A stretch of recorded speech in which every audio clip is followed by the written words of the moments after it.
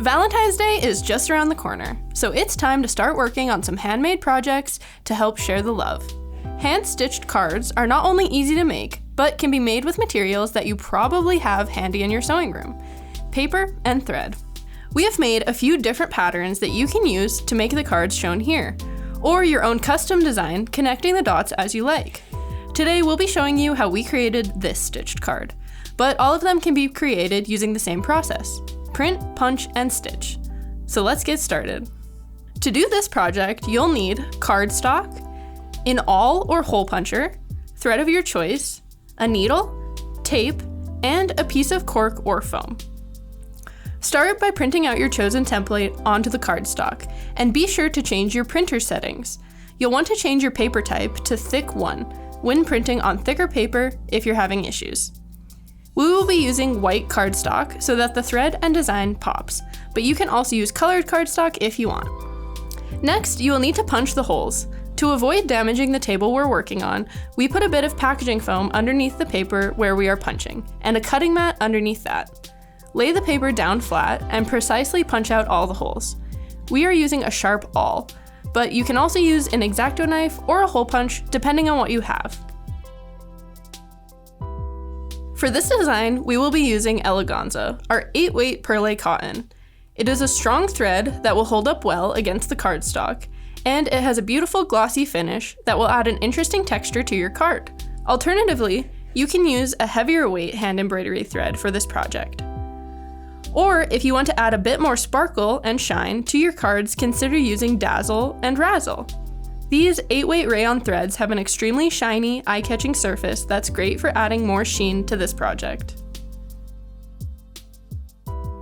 Shorter lengths of thread will help you to avoid tangling and knots. Use a small piece of tape to secure your thread in place where you want to begin stitching. Then thread your needle as normal. Start stitching your design, always stitching from the back to the front, going through the holes you've created. For this design, we will be starting at the bottom of the heart, stitching out to the edge, then returning back to the bottom. Repeat this all the way around the heart.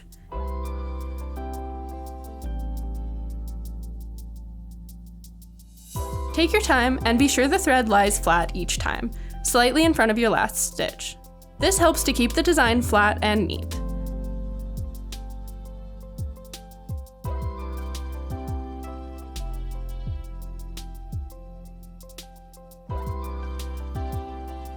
If you run out of thread before finishing the design, tape down your thread end at the bottom of the heart.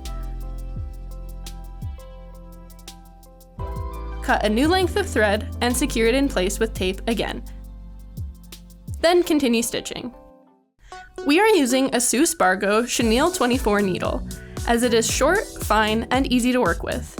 These needles have a nice large eye, making it easier to thread them with thicker threads like Eleganza. Once you finish, your card should look like this. If you wish to cover up the back of the card to create a space for writing, or make your card look a little cleaner, just cut out a second piece of cardstock using the same template. Glue it into place over the back of the card, and avoid getting glue anywhere near the holes, as it will come through on the other side.